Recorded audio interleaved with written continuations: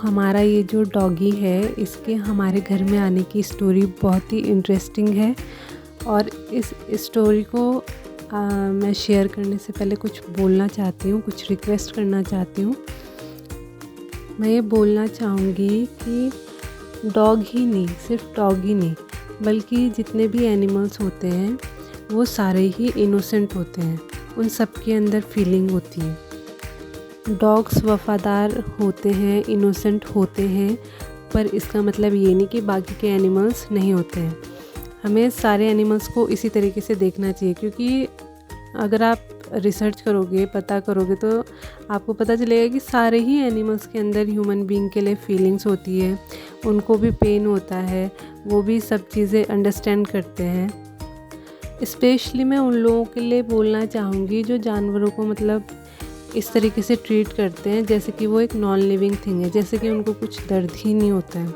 मान लो कोई गाय हो, कोई डॉगी हो, या कोई भी दूसरा जानवर हो, जैसे कि लोग बैलगाड़ी वगैरह इन सब भी अपने काम के लिए कोई भी एनिमल यूज़ करते हैं, उन सभी के लिए ऐसे ट्रीट करते हैं जैसे उन लोगों को दर्द ही नहीं होता है। अब जैसे इंसान ही सबसे समझदार प्राणी है और बाकी एनिमल्स के अंदर फीलिंग होती है, पर उनको इतनी समझ नहीं रहती कि कोई चीज़ किसी की है। मतलब कोई खेत किसी का है या किसी के घर के पास हमें जाना है, नहीं जाना है, ऐसा दिमाग उन पे नहीं रहता है।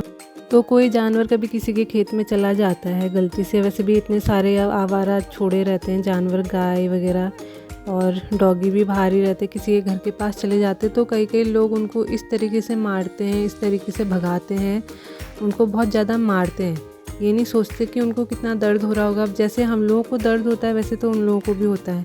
तो इसलिए मैं उन लोगों को रिक्वेस्ट करना चाहती हूँ कि प्लीज़ ये समझिए कि जैसे हम लोगों को दर्द होता है, पेन होता है, वैसे ही हर एक जानवर को होता है।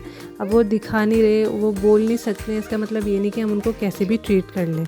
तो मैं ये बोलना चाहती थी कि प्लीज़ सारे जानवरों को एक जैसा ही समझिए, चाहे वो कुत्ता हो, चाहे वो गाय हो, या चाहे वो कोई भी जानवर हो। अपने यूज़ के लिए हम उनको यूज़ कर लेते हैं अपने मतलब के लिए, और फिर उनको ध्यान नहीं रखते हैं, उनको ऐसे मारते हैं जैसे कि मतलब जानवर है और उसको कुछ दर्द ही नहीं होता है। तो ऐसा मत कीजिए।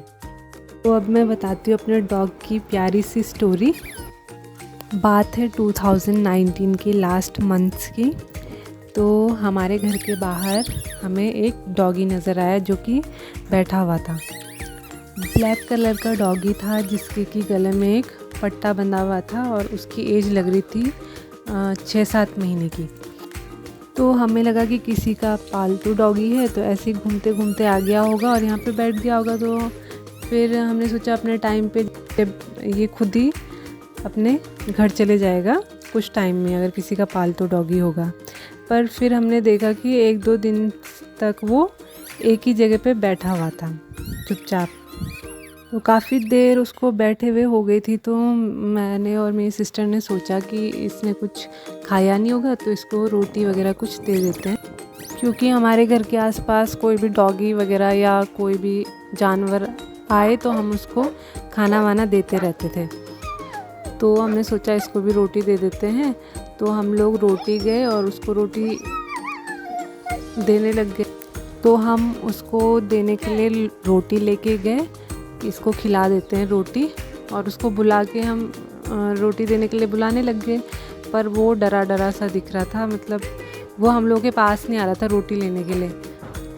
काफ़ी बुलाने के बाद भी वो हमारे पास नहीं आया। फिर हमने रोटी वहीं पर ही रख दी उसके पास में, थोड़ी दूर में, और हम लोग अंदर आ गए कि ये खा लेगा जब हम अंदर चले जाएंगे। फिर 2-3 दिन हमने ऐसे ही किया, उसको रोटी देने लग गए और वो हमारे घर के अंदर जाने के बाद उस रोटी को खा लेता था। फिर हम उसको पैम्पर भी करते थे। फिर धीरे धीरे हमने उसको पैम्पर करना स्टार्ट किया, क्योंकि हम चाहते थे कि इसके अंदर का डर निकल जाए। वो हम लोगों से, मतलब इंसानों से बहुत डर रहा था।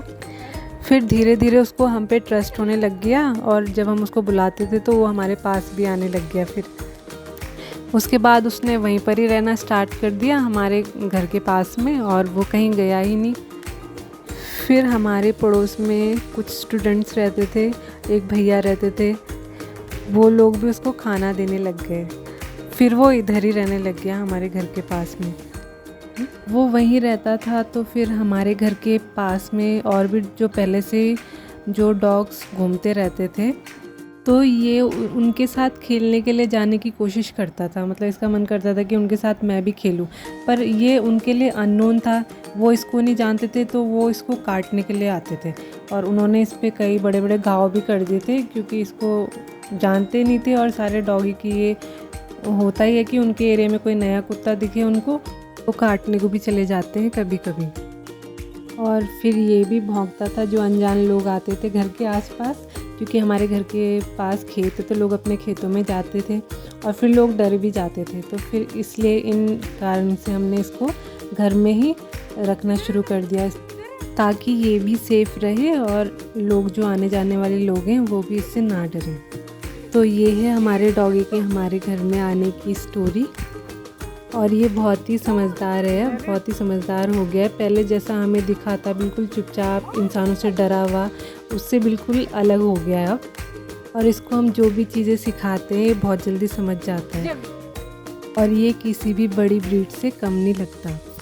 तो मैं उन लोगों को भी बोलना चाहूँगी जो कि बड़ी बड़ी ब्रीड लेके आते हैं डॉग्स की, कि आप ऐसे सिंपल इंडियन डॉग्स को भी पाल सकते हो। अगर आप उसको सही से सिखाओगे तो ये भी बड़ी ब्रीड से कम नहीं लगते फिर, और इनको भी रहने के लिए एक घर मिल जाता है। जो भी डॉग्स पालते हैं प्लीज़ इनका पूरा ध्यान भी रखा कीजिए, उनको टाइम दीजिए, क्योंकि ये खुद से कुछ बोल तो पाते हैं नहीं, हमें इनको समझना पड़ता है कि इनको कब क्या प्रॉब्लम हो रही है। क्योंकि ये भी हम लोगों से बहुत प्यार करते हैं, जो भी इनको पालता है खाना खिलाता है ये उसको बहुत ही अच्छा मानते हैं, उसके लिए बहुत वफ़ादार होते हैं। तो ये हमारा एक तरीके से रिस्पॉन्सिबिलिटी भी है ये हमारी, कि हम उनका ध्यान रखें। तो आई होप आपको मेरे डॉग की स्टोरी अच्छी लगी होगी, और आपको जैसी भी लगे प्लीज़ मुझे कमेंट करके ज़रूर बताना। जो लोग भी मेरे वीडियोस को वॉच करते हैं, सपोर्ट करते हैं, उनके लिए फिर से थैंक यू सो मच। और साथ में जिन लोगों ने मेरा चैनल सब्सक्राइब नहीं किया है तो वो मेरे चैनल को सब्सक्राइब करना मत भूलना।